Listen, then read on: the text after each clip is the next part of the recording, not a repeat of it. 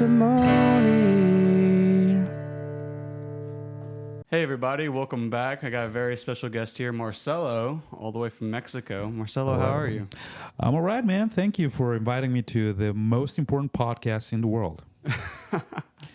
Man, it's so awesome to have you back in Paducah. And you were just telling me a little bit about why you came, and I would love for you to share with the audience like what inspired you to come to Paducah. That's right. I came here because Pizza Inn is the best place. No, let's get serious for a moment, man. Primarily, this trip is a celebration of my birthday, my 35th birthday. The original plan was to go to Rome, Italy. I actually even started learning Italian. But I sensed in my spirit, that instead of doing that and go enjoy like a regular tourist vacation, I should spend time with my chosen family here in Kentucky and, get to not lose the relationships that I have, but instead, nourish them and make them grow and also make myself useful. And not only that, but also receive from the people that I have here. And so far, it's been 1 week. Not even tomorrow is going to be 1 week, but that has been beautiful. I mean, this past few days have been unbelievable. So I wouldn't trade Paducah, Kentucky, and you heard it first. I wouldn't trade Paducah, Kentucky for Rome, Italy, ever. So, of all the places of like rekindling and nourishing your friendships you picked here, why is here so important to you? Why are the relationships you've started to form and are nurturing, why are they so important? Yeah, well, first time I came to Kentucky, specifically Paducah, which was the very first place in Kentucky I ever came to, was because of my spiritual father, John Aitken. He brought me here. And this place means so much to me because this is a place where I found people so willing to receive a foreigner as if he were family. People so willing to pour into me. People so willing to treat me like a family member, even though they have never met me in real life. People who are so willing to open their homes to me, to open their hearts to me. So this place is very important to me because this is where I chose my family. You know how you get to choose your friends, not your family? Well, I got to choose my family here in Paducah, Kentucky. That's awesome, man. Yeah. How did John grow into a spiritual father role for you? That's a great question.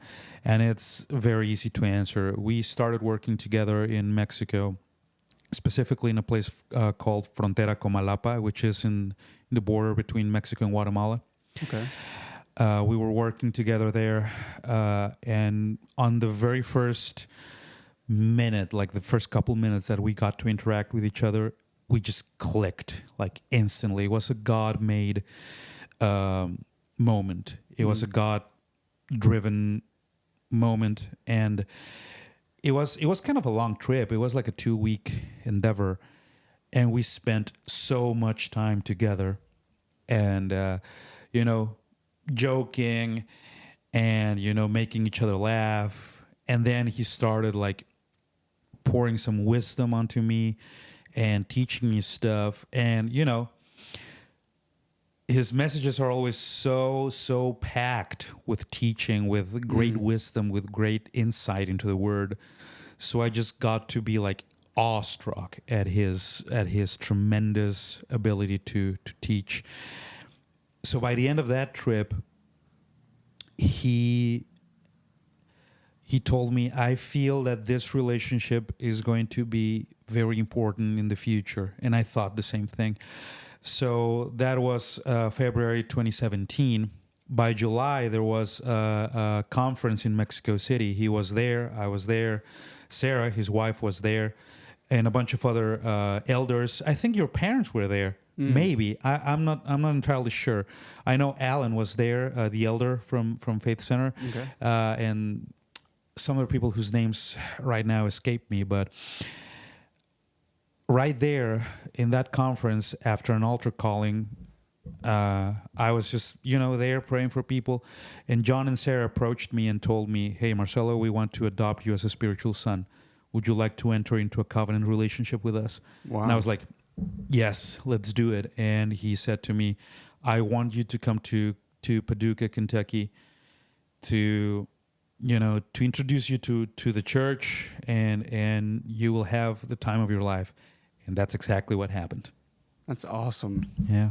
So, what's it like whenever John goes over there and does these big conferences, and you're up there interpreting? Yeah, well, you got some good stories for us about that? Yeah.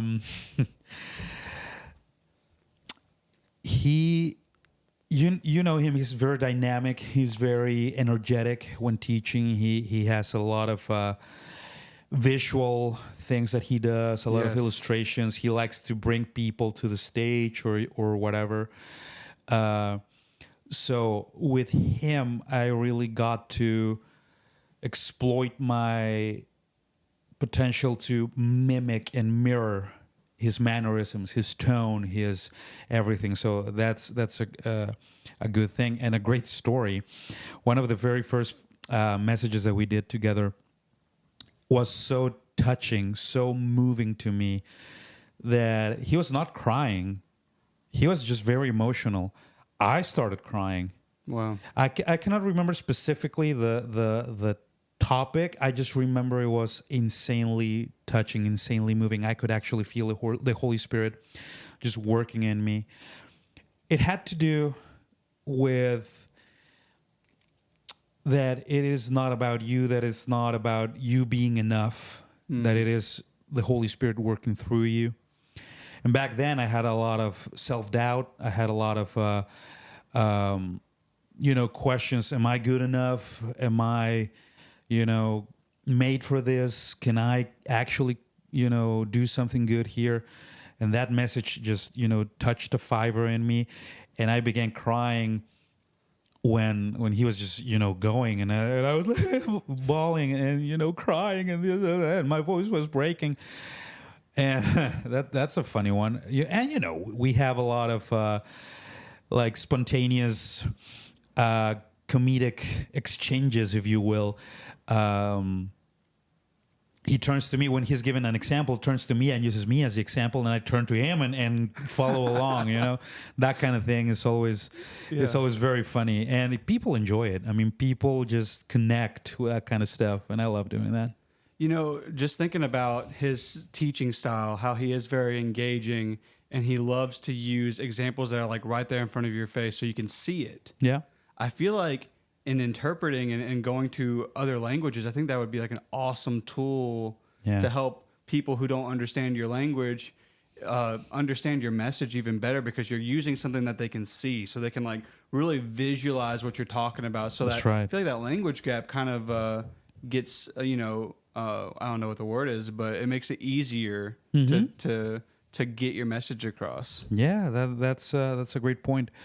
To me, the most important thing about being an interpreter is not necessarily to get all the words correctly. Is taking the heart of the message and communicating it in a way that people will understand it, because they can see the primal speaker. They're speaking in English, they're emoting, they're doing this. But if you're cold as stone, if you're so stoic, if you're just like a robot, the words are there, but the core of the message, if you will, that gets lost. Yeah. So in my opinion, one of the best ways to convey a message is not necessarily through words, but through your mannerisms, through your tone, through your emoting, through your, the way you use every tool available. Because communicating, and this, being an excellent communicator, the tool of every communicator is not his voice alone. It's also in a media like video, or in a live conference, or whatever it is how you comport yourself, is how you move, is how you use your voice. All those things are, in my opinion, what make a good communicator. And an interpreter is exactly that. I mean, you're preaching along the preacher. It's not just you spewing words like a parrot. You're actually preaching to the people because they don't understand him. They see him and they see you as well. So if you fail as an interpreter by just being, again, like a robot, might as well have C-3PO there and you know, because he's fluent in over 6 million forms of communication, so might as well have him. And yeah, that's what John and I think. Well, I think it's our strength, you know, the way we use every tool available to convey a message. And now you've been able to interpret for him how many times? I mean, probably countless times. Yeah, so many times over the years. Yeah. He is, and no disrespect to any other preacher that I've ever got to interpret for, but he is, frankly, the best. And that's got to tie into this spiritual connection, because it wouldn't be the same if it wasn't what you guys have. That's right. For God to orchestrate it to where you guys meet and you hit it off so well, for them to ask you to be a spiritual son, that stuff isn't just circumstance. That's right. You know, it's not just any other pastor, because he's not just any other pastor to you. Mm-hmm. He means something to you. That's and right. You mean something to him. And God loves to use that in people. Yeah. But something the enemy tries to steal from us and insecurities is like our relationships with one another. Yes. They'll try to like keep you isolated. That's right. And that's where that message you were just talking about is so important. And it's not just us. Mm-hmm. That there's a Holy Spirit to help empower us. That's right. To, you know, take control over our mind. Yeah. Because that's where the battle is. Yeah. And walk in the Spirit. Mm-hmm. Because that's where we, you know, live our life. That's where we should strive to live our life. That's but right. the enemy wants to keep us so isolated, internalized, so worldly focused. Yeah, that's right. The enemy always attacks you where you're most vulnerable, of course. The enemy is very astute. He is very smart. Let's not downplay that. He knows where your vulnerabilities lie. He knows where your weaknesses lie. And if you dabble in those weaknesses, you're actually opening the door for him to go and just punch you down, you know? Which is why I think instead of pointing out your weaknesses, for example, if you go to the gym, let's say, and you think, man, if my legs were stronger, and you're you know, strong and whatnot, but you always think, my legs are terrible. I have chicken legs. My legs are horrible. They're so weak. And you know you're very strong. You're maybe, you know, your legs are not that great, but you're strong. But you don't see how strong you are just because you're thinking about your legs and your skinny legs and your calves and whatever. And, you know, other people will notice that and say, oh, yeah, he may be big. He may have big arms. Look at his legs. Why? Because you're pointing it out. You're pointing it out, you're pointing it out, you're pointing it out. Which is why, instead of dabbling into your weaknesses, you should thank God for your strengths, because all those strengths are a gift from God. Yeah. For example, I know I'm not that good at, say, writing. I've tried my hand at writing, like poetry or stuff. Oh, yeah. I'm not that good. I'm good at writing lyrics. But poems, meh. Stories, I'm all right, you know, at developing stories, but I don't go around saying, dude, I suck at, excuse my French, I suck at you know, writing stories. I will never be a novelist, okay, but I can write lyrics, I write songs, those are my strengths. Right. I don't dabble in my weaknesses. So what you were saying, that the enemy tries to isolate you, that's right, because if you feel alone in your weaknesses, then, you know, the enemy can truly destroy you. Yeah. And it happens to so many greatly gifted people. They struggle with self-doubt. They struggle with, you know, weak-mindedness. They struggle with, you know, always trying to be enough. That they don't see their gifts and their strengths combined with other people. That's why God made us relational creatures. Right. so we can rely on each other's strengths and let the weaknesses, fall to the back burner. Yeah. So, if you have a weakness, okay, I'm not as strong in this point, but I have these strengths, and I'm going to use these things to serve the Lord and to serve my brothers and sisters. Let my weakness be covered by someone else who Right. can do things. Yeah, you might be called to something different. And exactly. I just hearing you say that, I know I've done this, and I've done it even recently, is downplay my guitar ability. Like, God's given me an ability to play, but I'm always like, I'm not good. I kind of suck at guitar. I'm like a G, C, and D kind of guy. Like, I don't, and there's truth in that, but why focus on what I'm bad at and not, grow into more and learn more? I love your analogy, because thinking of somebody who's working on their body, they're going to the gym. Hey, you're in the place you need to be. That's right. If you want stronger legs, you're right there. You just have to do leg day. That's right. So, like, so many of us are in church, we're getting fed, and yet we're letting it point out our fallacies rather than say, Lord, help me work on this. That's right. You're in the gym, you're in the church, you're working on these things and grow in what you're strong in, but you can also ask for help, and you'll grow in what you're weak in. That's right. You don't have to have weak legs forever. It's going to take work. It might not be something you're comfortable with, but what does John say? We always grow outside of our comfort zone. We said it just Sunday. So many times what I struggle with is I'm so in the church that sometimes I let my fleshly side rule the roost whenever I'm convicted or this, that, or the other, whenever I should say, no, enough of that. I know God's placed me here for a reason. I'm in the gym, so to speak. So if there's weakness, I can still work. I don't have to let that be my weakness forever. That's right. There's only one who was fully strong, and that's Jesus. He had no weaknesses. Then again, what you said was great. It's going to take work. A lot of people don't want to do that. Right. It's gonna bring about some pain, some discomfort.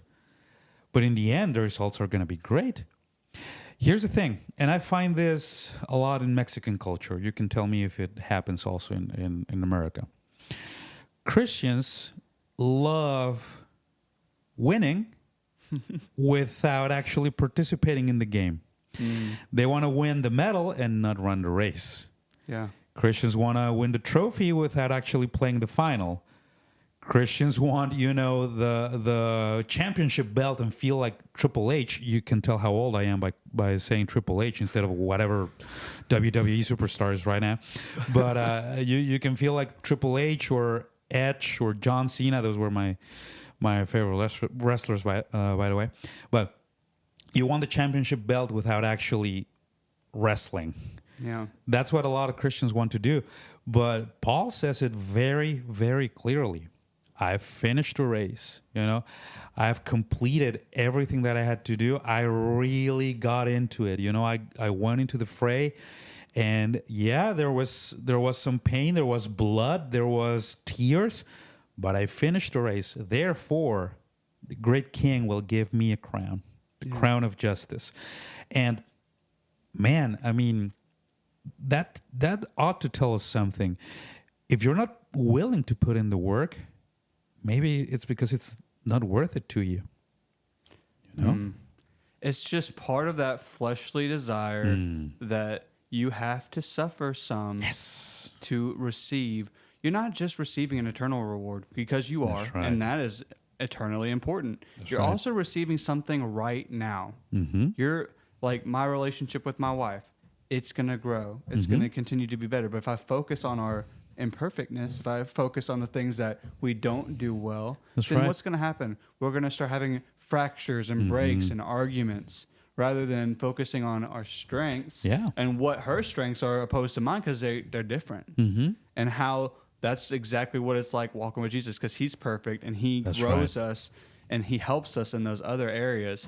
I mean, this is really like something you can apply to every part of your life. That's right. And I think it's discipline over your flesh. It can be getting healthy. It can be what you think about yourself, your self-image. All of these things play a role, and it's a spiritual role when you put your heart in the right place. That's Because right. you can get focused the wrong way and be like, oh, I look so good, and you can be conceited and all that stuff. So Yeah. with the right heart, I mean, I don't think the Christian church understands how important the discipline is. Not just Yeah. because they don't want to, they just don't understand the difference it will make in their life. That's right.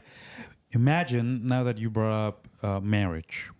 I'm not married, but I've seen world-class marriages firsthand, like Apostle Dale Yurton and his wife Evelyn, or Pastor John Aitken and his wife Sarah. Yeah. I've seen them interact daily for a long time. Imagine this: your wife says, "This man is so lazy," instead of acknowledging the hours you've put into work. Yeah. Imagine you build a deck. Oh, this man is so stupid. Look at the shape of that little corner there. Overlooking the great work, just focusing on the bad stuff. Yeah. Or you saying, "Oh, this woman, man, she can't make a decent cup of coffee. And she was up all night taking care of your child." Right. That's what a lot of people do at church. They go to church just to see what the devil is doing. They go to church just to point out the bad stuff. Again, this is only in Mexico.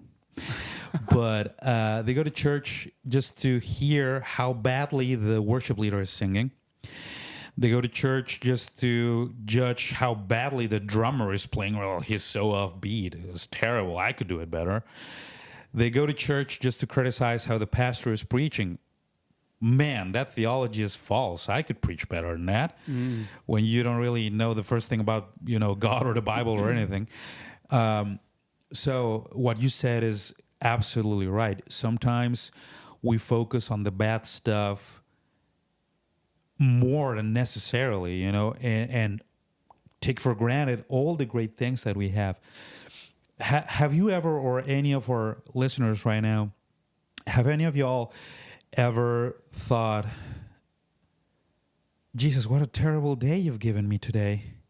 Why, Jesus? Why are you so bad? What have I done to offend you? This day sucks. Why did you make it such a horrible day?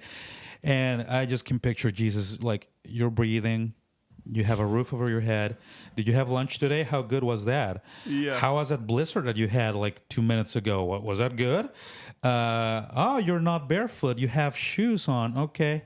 How's your iPhone 16? I mean, sometimes we focus too much on the bad stuff, quote unquote, just because we want to complain about something. And I think that is a great problem for modern Christians. We are too comfortable that whenever a minute discomfort comes along, we're like, oh God, this is the most horrible day of my life, Yeah. So I don't know what that accent or voice was, but that's what I think is, invading a lot of Christian minds and hearts in this modern world. When you go to church and you're only thinking, well, that sermon's for someone else, or, oh, I know who needs to hear that, or you're judging it based off of, like, I could teach it better. You're not receiving anything with that mindset. Right. All you're doing is sitting there with the heart of, I don't need any of this. I've already got it off. And that's the trouble is people do that, and then they'll do it in the way they read the word to configure to what they wanted to say rather than what it truly says, and letting it transform your heart. And, Pastor John does this all the time. If he's going to teach on something he's taught about before, is, hey, you might need to hear this again because there's going to be fresh revelation in it if you're willing to receive. That's right. And Pastor Garrett, our youth pastor, just talked about, the man who got healed by Peter whenever he was ready to receive something, thinking they were going to give him some alms. So he had a heart to receive. He didn't even know what he was about to receive. That's right. And he was about to receive his legs, like, talk about way over performance, right. Like, I don't need that sandwich I was about to buy because I can walk again. Yes. You know what I mean? And so many of us, we do have these things in our life that are considered like we need a miracle. We do have hard things, but also we have it really, really, really good too. That's right. And so that gratitude, that sense of thankfulness, that sense of, man, God, you are so good, rather than, God, why did this happen to me? Exactly. Yes. And you've got to change the way you receive it. Because I'm telling you, man, from reading the word more in the last year, it'll cut sometimes, because you're like, wow, like there's still so much here for me to like work on. But you have to read it. And that if you're reading the Old Testament and you're going, those Jews were stupid. Those people in the Old Testament, they were really not figuring it out. What are you talking about? You do the same thing. We do the same thing. Yeah. We didn't live in a wilderness for 40 years and we complain like nobody's business. Like, put yourself in their shoes, and it's a tragedy. Yeah. What happened to Moses? What happened to Adam and Eve? You don't read that story thinking, man, I would have done it different if I was Adam. Right. Right? We all would have done the same thing. Yeah. It's a tragic moment. Moses not getting to go to the promised land. He was the most humble man in his generation. That's right. And he let anger and frustration with those people get in the way of that. And he was looking outward rather than inward. Because the whole time he was for those people, praying for them, literally saving them. Yes. And he let it slip. That's right. I mean, sometimes you wonder, like, had I seen the Red Sea parting in 2, I would have been like, oh, God, you're so great. But would you have acted differently? Probably not. Like, hey, had I been Moses, I would have obeyed God, spoken to the rock instead of hitting it. Yeah, right. Yeah, right. If you get past, like in the current political climate, you get past a certain sign you don't like and you lose your mind, right? Yes. So what you're saying is correct, man. I mean, I think that sometimes Christians take for granted this specific word that Jesus spoke at the Last Supper. In this world, you will face affliction. You will face hardship. You will face trouble. But take heart. I have conquered the world. He's not saying I will conquer or I am conquering. I already conquered it. And when he said in John 19, it is finished, that is sealed. I mean, there's no battle that you have to fight. It has already been won. All we have to do is enforce that victory, which is, where the devil comes in with his lies and tells you have to fight to the death because, otherwise you're gonna lose everything. But you don't have to fight. All you need is to enforce, that victory. It's like being... Let's look at this. It's like being a police officer with a warrant for your arrest. He's not sentencing you. He's not ordering your arrest. He's just enforcing that warrant. The victory that Jesus won it's done. It's finished. It's a sealed deal. Yeah. It's written in stone. All you have to do is show the paper. Hey, it's won. What are you gonna do about it? There's nothing you can do about it, devil, because you were made a spectacle at the cross. You were humiliated, man. What are you going to do? Yeah. But the thing is, a lot of us do not believe that wholeheartedly, or we believe it when we want to. Yeah. Right? So if you're facing hardship, it's like the scripture says, I mean, have this attitude of thanksgiving every single day of your life. Be thankful every single day of your life. It doesn't say be thankful only when, the sun is shining. Be thankful when there's also rain. Be thankful when it's cloudy, sorry. Be thankful when, things are not going your way because your way could be stupid. Be thankful when things don't go out as planned because maybe your plan is stupid. Yeah. God knows best. And when things don't go your way, don't be a toddler. Right? Right. Be a mature child of God and say, God, my Father, because He's our Father whenever things are going well. He's our Inquisitor and our Judge and our, Punisher whenever things are going bad. Yeah. My Father, you know what's best for me, and let it be how you want it to be.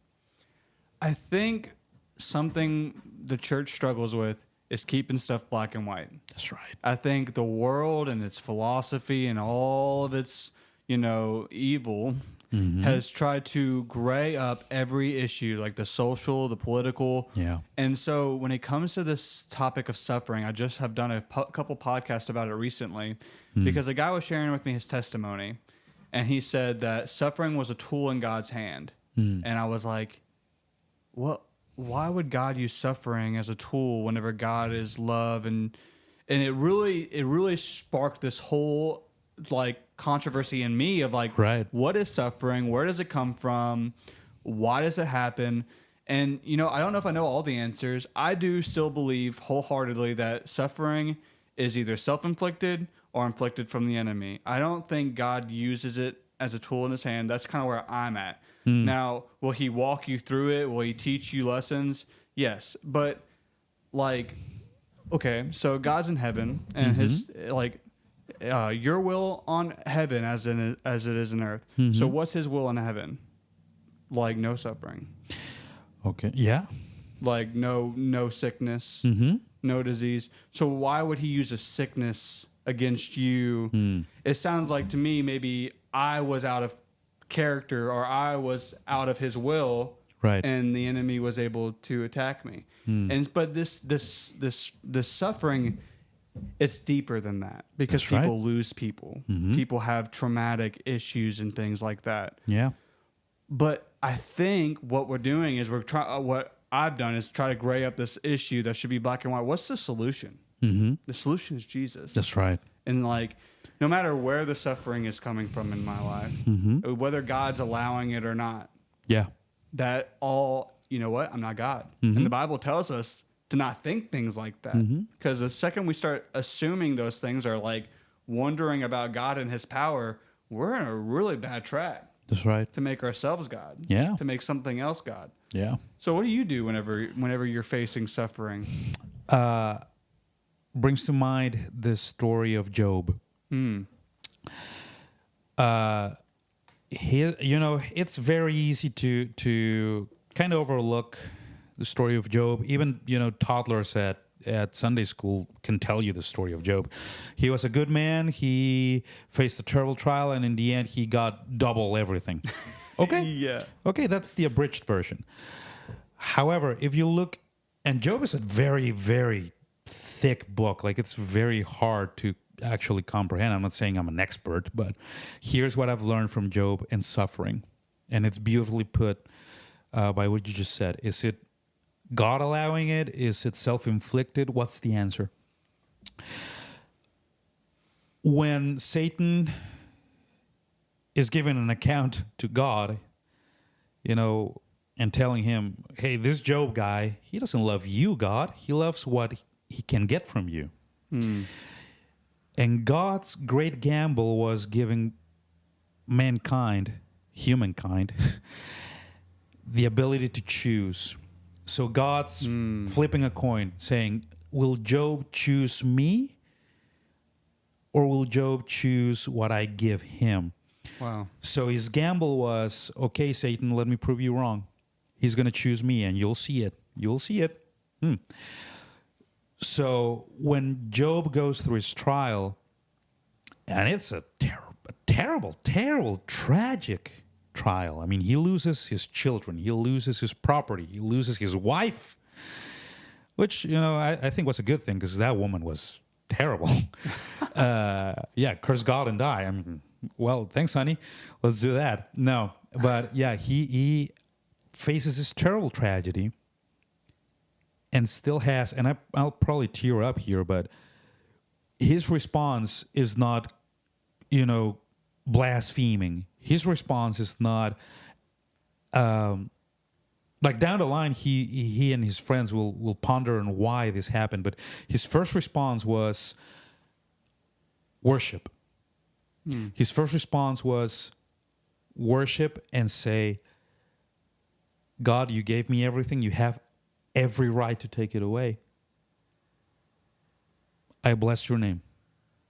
I worship your name because you are God and I am not. With that response, when you respond to tragedy, when you respond to suffering with worship, that's when God can tell he loves me, not what I give him. Mm. It's, in my opinion, when you have any sort of trial, and my trial could look like nothing to you, and your trial may seem like incredibly big to me, Yeah. like insurmountable. But each of us have our own trials, and they're all valid. But whenever you have a trial and you've seen God working through those trials and giving you victory in the past, you can be assured he will do it again. You can be 100% he will give you victory over those trials, because the most tragic thing, him dying on the cross, it turned out to be the greatest victory in history. So when you face trial and you choose to worship and you choose, to present all of those things in front of God, lay it all down at his feet and say, God, I can't, but you can. Mm. When you choose to do that, I've found in my experience that trials can be turned into something great. Like Romans 8:28 starts saying, we know. We don't wonder. We don't think. We know that all things work for good to those who love God, to those who have been called according to his purpose. And, God is an expert in taking tragedies and turning it into victories. He's an expert in taking sadness and turning into joy. He's an expert in simply, saying like, it escapes, like the chapter and the verse escape me right now in Exodus. It says very clearly, be quiet, sit down, sit back. This is my battle, says the Lord. I'm paraphrasing, of course. But when you do that, in the face of suffering, where nothing appears to be happening, where heaven seems to be silent, let's remember Jesus. He died on the cross. He was buried, and it's not like next day he was, resurrected. No, it took 3 days. Yeah. He spent 3 days. When you're down to nothing, God is up to something. So, in the face of suffering, let's not focus on that suffering. Don't see what you don't have. See what you do have. Yeah. What do you have? God's power, God's grace, God's love. There's a great verse of scripture. I think it's First. I don't want to misquote. I don't want to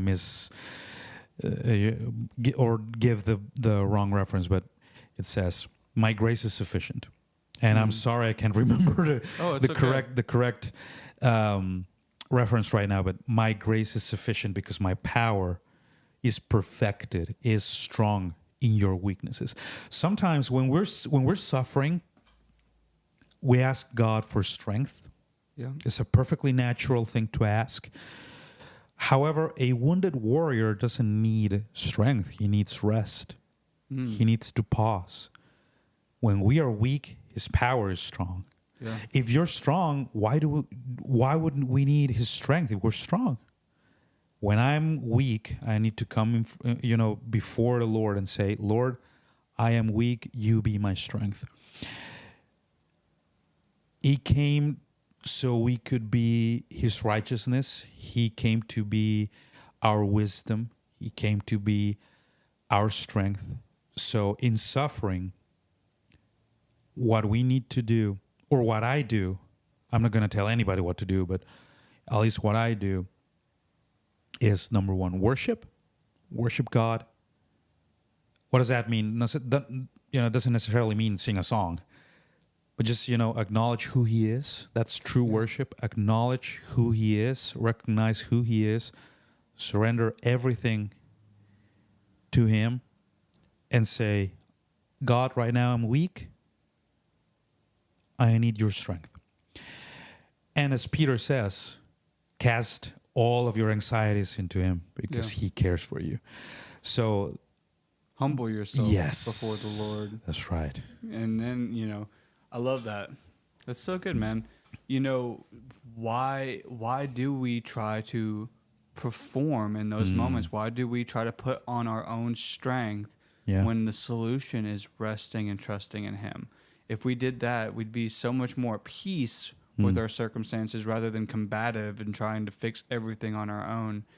And I love that you brought up Job, because it's like, even if I don't know all of these answers, I can go to a pretty good book that's got a lot of suffering in it. That's right. And, Paul talks about it. You mentioned Jesus talks about it.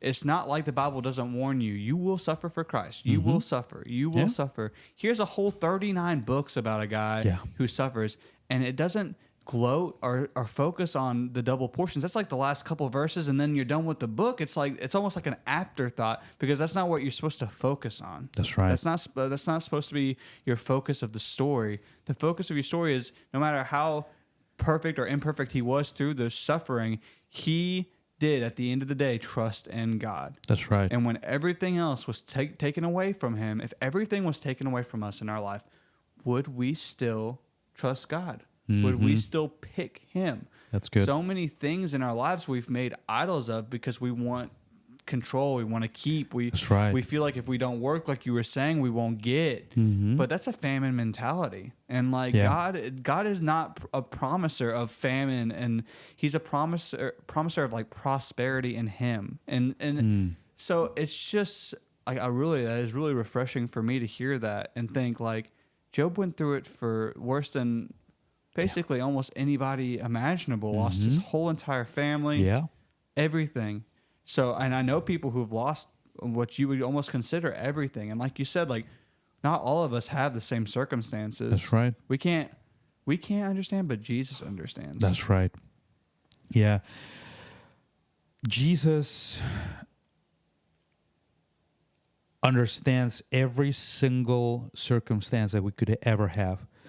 Jesus, I feel lonely. Nobody was with him when he was being crucified. His friend who said, I will be with you, I'll follow you to the death.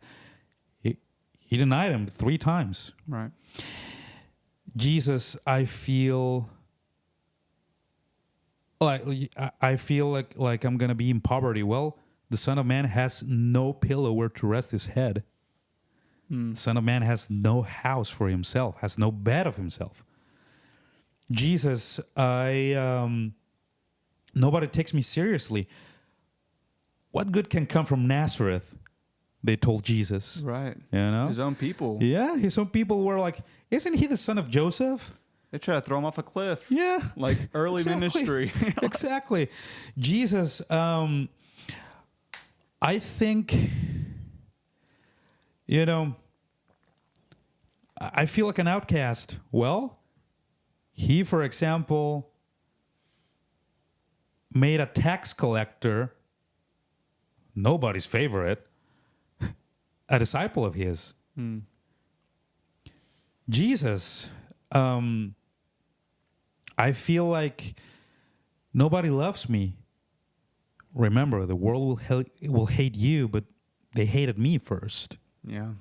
So Jesus understands every single circumstance that we may be going through, and he suffered so we shouldn't, or so we don't have to suffer. All we need to do is trust in him, put everything in his hands, because he understands.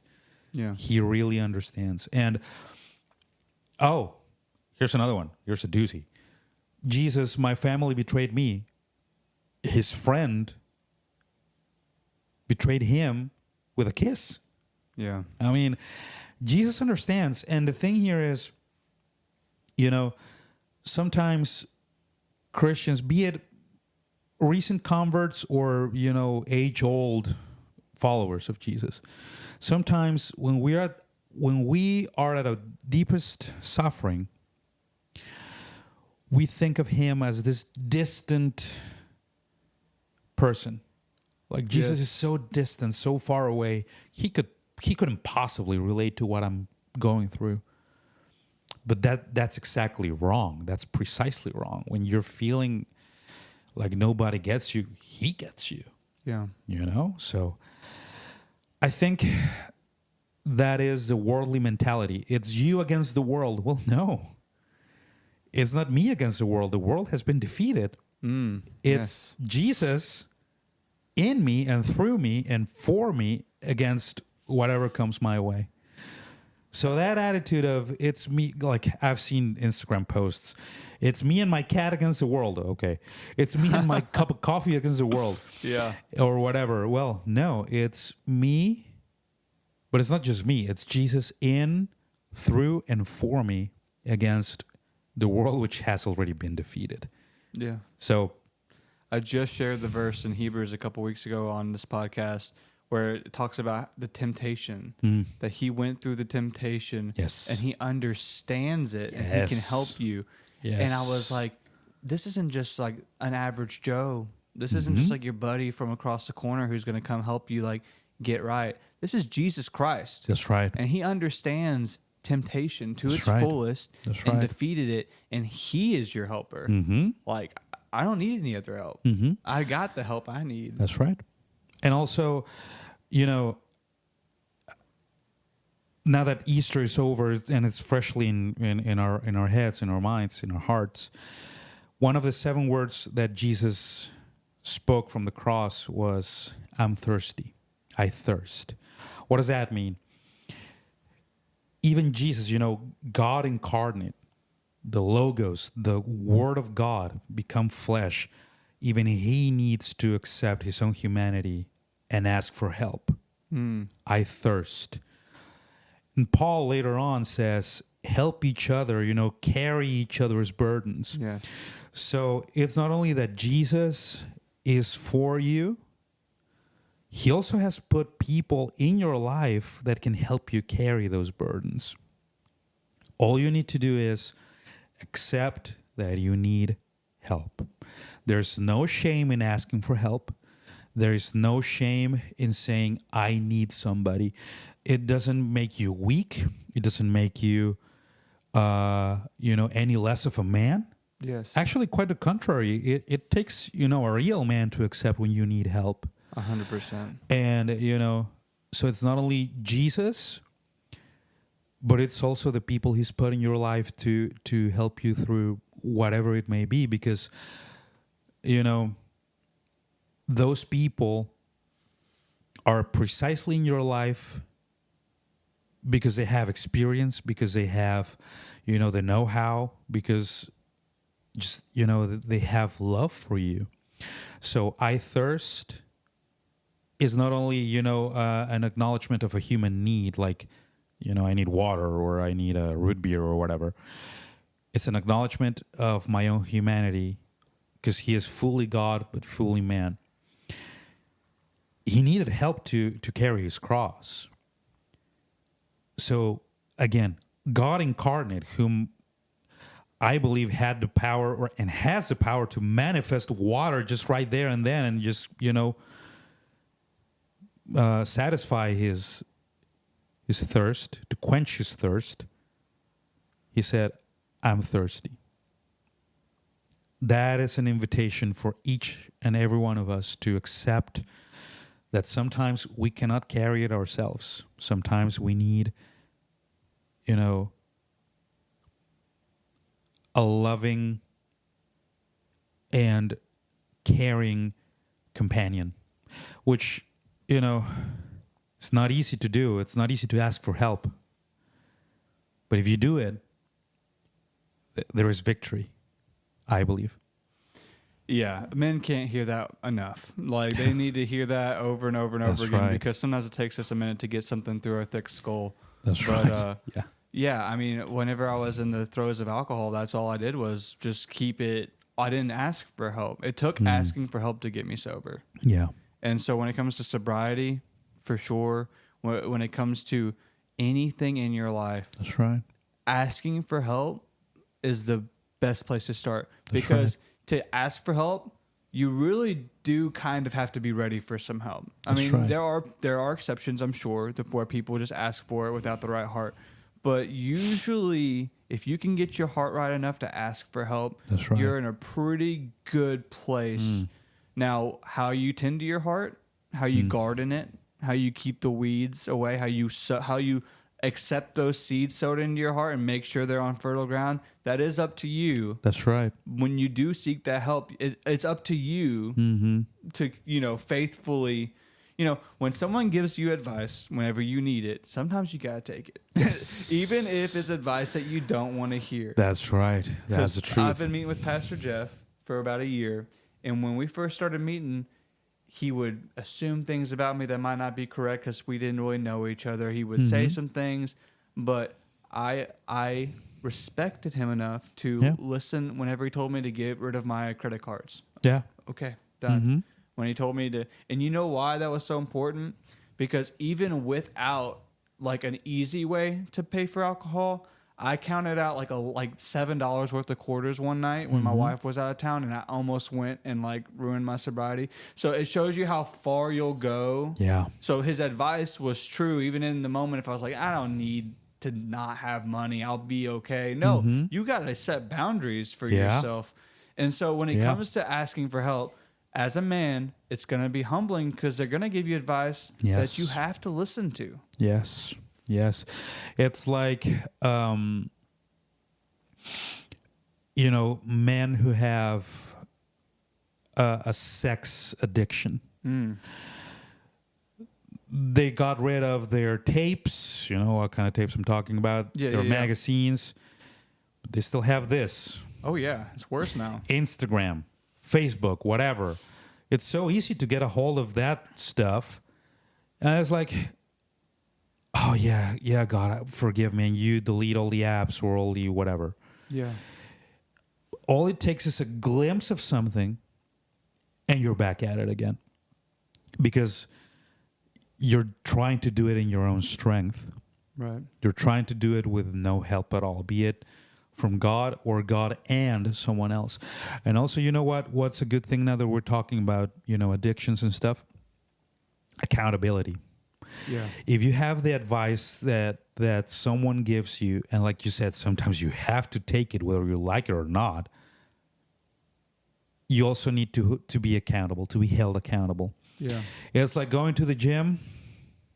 Great, you do your stuff. Bad technique, good technique, whatever.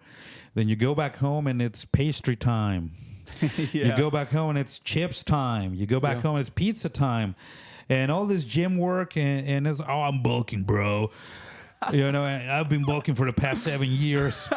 and it's like, why am I not losing any weight? Well, dude, stop calling Papa John's, every now and then.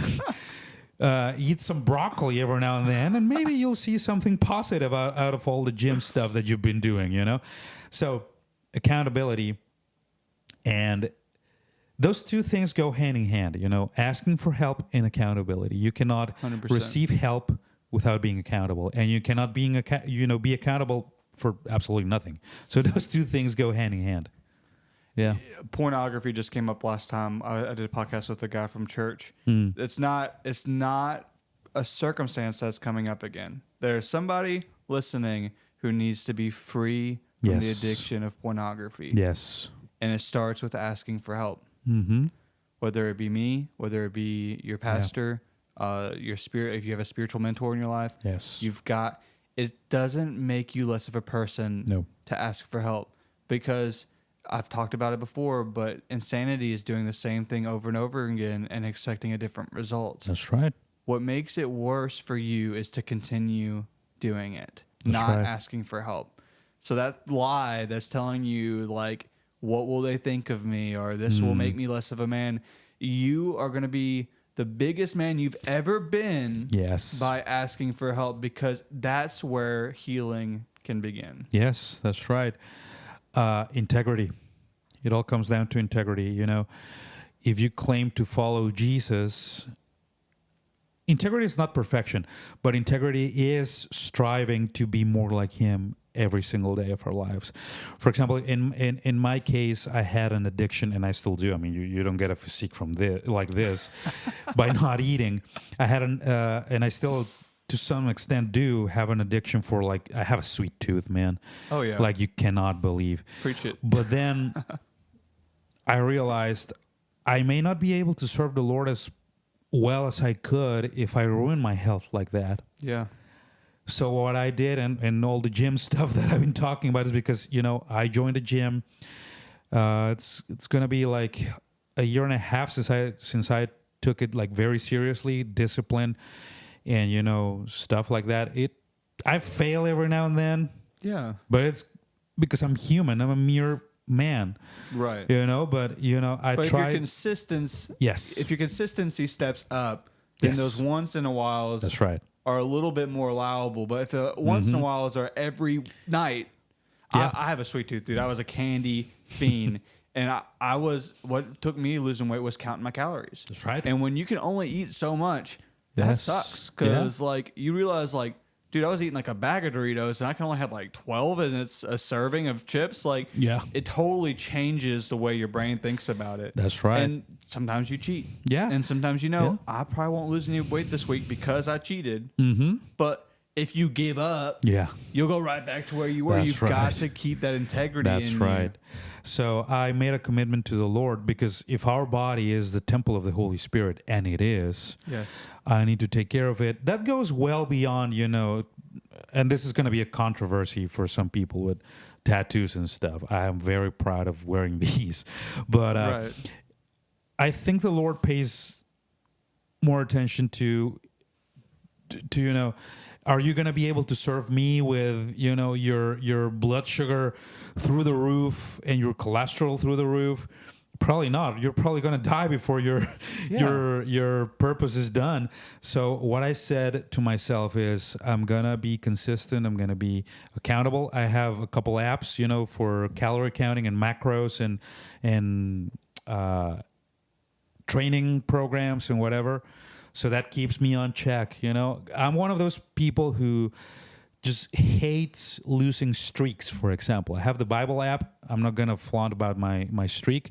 It's high, but I'm not going to say any numbers.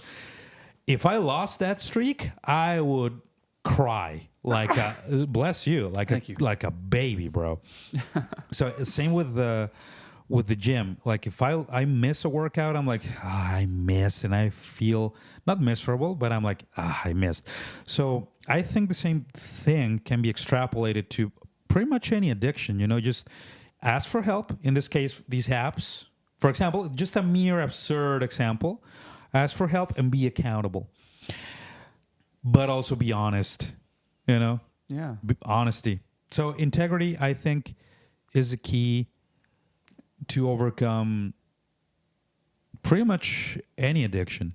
Integrity in the eyes of the Lord, Right. If you say, I'm a follower of Christ, but deep in your heart, you still do this kind of thing, I'm going to honor the Lord and do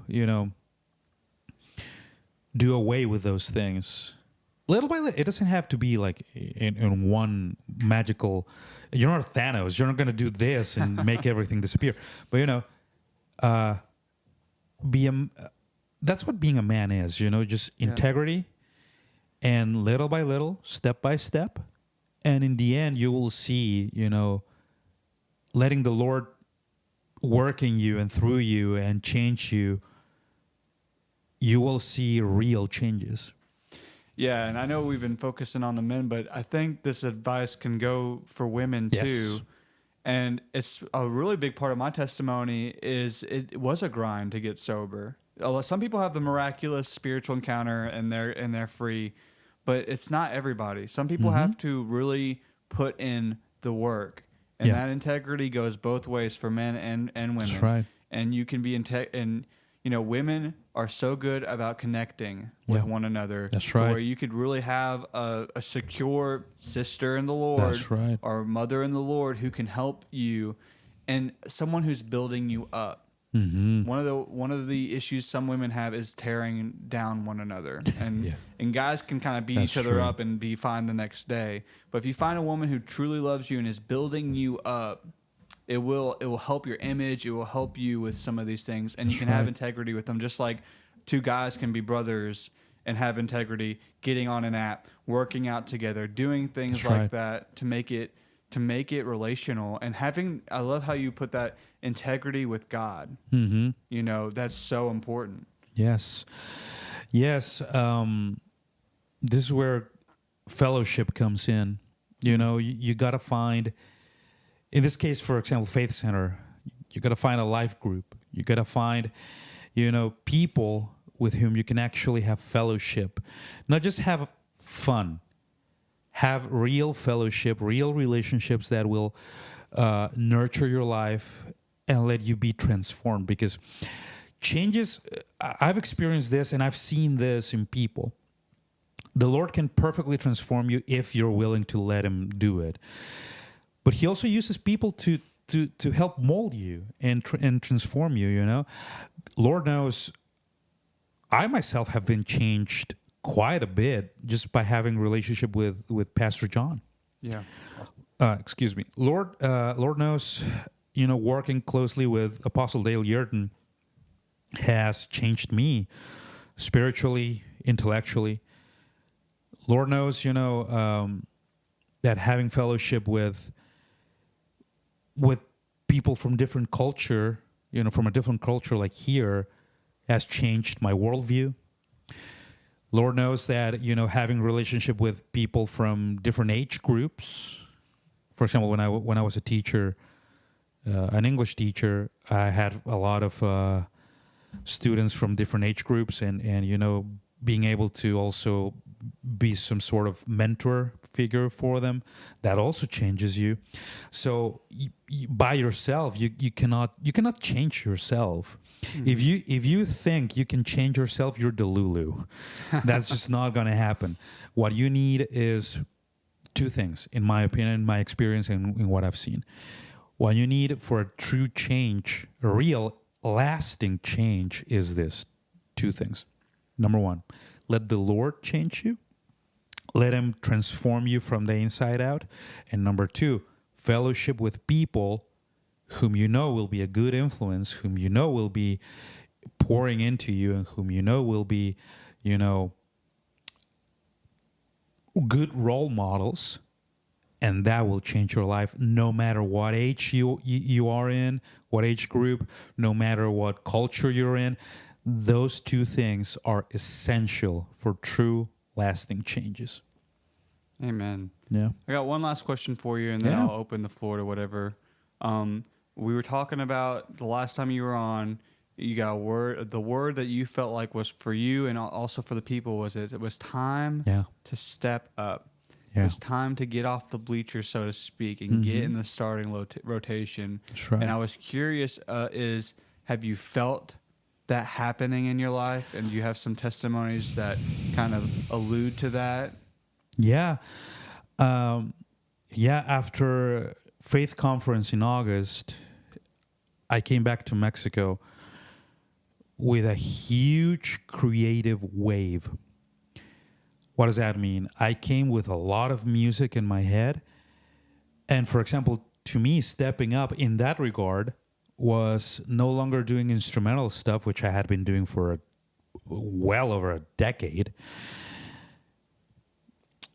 and start singing. God gave me music, and I told the Lord, this time I want to do something more. I want to step up, so to speak. Give me lyrics for this music. And, you know, just as if it were like dictation, lyric after lyric after lyric. So after Faith Conference, I recorded 12 songs, one of which is already up on Spotify. Shout out to myself. Yeah, what's it called? The band or the artist is called Worship Unshaken. Okay. Worship Unshaken. And the song is called For God So Loved the World. I'll try to put a link on the episode description. And on May 3rd, there's a new song from that same project coming out. It's called Silence. It's 12 songs that I've recorded so far that will be, eventually released, probably on a monthly basis or something. But for me, stepping up, at least in the short term, was that doing, pouring my voice into the music. Not just let the guitar sing, as cheesy as that sounds, but let my voice do the part too. And also, that's as far as creative things go. Yeah. Also, as far as commitments go, I stepped up in the sense of reaffirming my commitment to Apostle Dale Yurton, to my uncle Eliseo. Most of you may know him. If you don't, you will, because he is just inescapable. Renewing and reaffirming my commitment with Pastor John. Yeah. And that was a way of stepping up as well. Another one is at my home church, where my dad is a pastor. He's been slowly giving me more responsibilities over there. And when I was younger, I was terrified about, the word pastor. I didn't want, to have anything to do with that. But now, stepping up means, okay, I think, if the Lord has expanded my horizons, if you will, with the giftings that He's bestowed upon me, it's time for me to take on more and more, because, to those that get much will be, demanded from them. So stepping up for myself has meant exactly that, giving more and more, because God gives me more to work with, to do. I want to give back more to Him, to church, to music. And also, I've been exploring some more creative avenues. I've been writing a book, not necessarily a theological book. It's mostly like a dark fantasy novel. All right. But that kind of thing, stepping up in the giftings even has to do with that. God gives you an Yes. idea, you have to act upon it. So stepping up was that, and it's exciting. It looks like an exciting time, and I'm sure most of us who were at Faith Conference were impacted so deeply that right now we're not the same people as we were back then, but we're more. So that's, to me, what stepping up means. And to our listeners, if not all of you, probably most of you have been seeing the same thing. That this is something, I'm not claiming this to be from God, but I think that most of our listeners know what the next step is that will lead them to more. You just have to be brave and take it. That stepping up is not for worse. It's going to be for so many great things. I can promise you. So that's what. That's how I can answer that question, probably. Yeah, that's awesome, man. It's Yeah. awesome to hear the Lord using your music, a gifting. It's so much different. I mean, obviously instrumentation is amazing, but when you're putting words to it, the flow of the Spirit in those moments is almost like nothing like I've ever felt. Yeah. And to hear your commitments growing, you're just maturing in Christ, man, and that's awesome. And I love that word for the audience. I think it's spot on. I think your word last time was spot on, but it's, what it is. Like there's some of you who know what it is. Yes. And it's not for the faint of heart. It's going to take some bravery. That's right. It's going to take that integrity in Jesus. Yeah. And it's going to take fellowship. Yeah. And all those things combined, most importantly, with Jesus on your side, you can do it. Yeah. You can do right. it. That's absolutely right. You got anything else before we hop off here? Yeah. One last thought is, in Genesis, God said, "It's not good for man to dwell alone." That is not necessarily just for marriage or relationships, romantic relationships. It's also what you said, fellowship. Do not every listener out there, do not forget you're not alone. God is right there beside you. And not only that, He's put people in your life to help you through whatever season you're in. And not only that, on top of all that, there's people who will come into your life directed by God, and all you need is discernment. All you need is to realize this person is here. Do not build walls. Actually, quite the contrary. Open up, receive all the people that the Lord has put in your lives and that will be put in your lives. And just, let the Spirit guide you and fellowship, being in communion with one another and being in communion with Jesus. In the end, that's what it's all about. Jesus's prayer in the Garden of Gethsemane was, Father, let them be one as you and I are one, so we can all, be one in Him. So do not close up. Open up your hearts. Open up to new relationships, to fellowship, and I promise you, I guarantee victory will come. So much of what we talked about tonight is stuff I needed. So many times when you have these conversations in fellowship, they always have a way of working out to where you get some kind of fresh understanding, some kind of fresh revelation, something that you knew but you didn't know in your heart. That's right. And so many of these things, that last part, I struggle with that, with the communication with friends and stuff. Talked about it just last time on the podcast. I do struggle with that. And so, don't be afraid to reach out. Yes. They love you. That's right. And if you're thinking about them, there might be a small likelihood that they're thinking about you too. That's how the Spirit works. That's right. And so don't just pray for them. Tell them, hey, I prayed for you because I love you and you were on my mind today. You were on my heart. That's advice I've gotten from Pastor Jeff is reach out. You don't have to do it all the time. That's right. But whenever you feel it, do it. Yeah. And man, thank you so much for coming back. Thank you, Daniel. I'm sorry this stand felt like it was going to fall over on you a Oh, couple don't worry. times. That's why my foot is right here. It was wobbling. I was wanting to readjust it, but we started and I was Don't worry, man. It's all right. Yeah. Thank you. Thank you for having me. It's such a pleasure to have conversation with you, to have fellowship with you. This right now, it's not just a podcast, it's brotherhood taking place. We're connecting on levels we never would have if we were, because this is where I feel like the Lord has gifted me in having conversations. That's right. And it's really awesome to get to know you like this. One final thing. People sometimes are afraid of those who are on stage. We're not unapproachable. Like you and I, you're in the worship team. I'm also in the worship team. I preach this and that. You can approach us. We're not gods. Right. People sometimes are afraid of approaching the guitarist or the drummer or the girl who sings because she's going to think I'm lesser. No, come on. Don't be afraid of approaching anybody. If it's from the Lord, that friendship, that relationship will blossom. And, never be afraid. Jesus was never afraid of approaching. He approached Samaritans. They were enemies. Yeah. And Jesus went to them. So if you're just sitting there thinking they will come to you, no, man. Sometimes you got to go to them. So just, approach. That's my final word. I promise.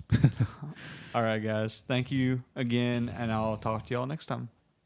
Hey, everybody. Thank you so much for checking out the WBF podcast, or as it's called, Walk by Faith. I think testimonies are so important. It gives us power over the enemy, and I really hope that these encourage you and bless you. And if you like the episode, please just share it with your friends and family. That's the biggest way you can support. Like and subscribe on the Spotify page or wherever you're watching. If you want to know about giving, just click the link below. But the biggest thing you can do is share this with somebody else, because you never know which testimony is going to touch somebody in your life. So I hope to see you guys next time, and thank you again.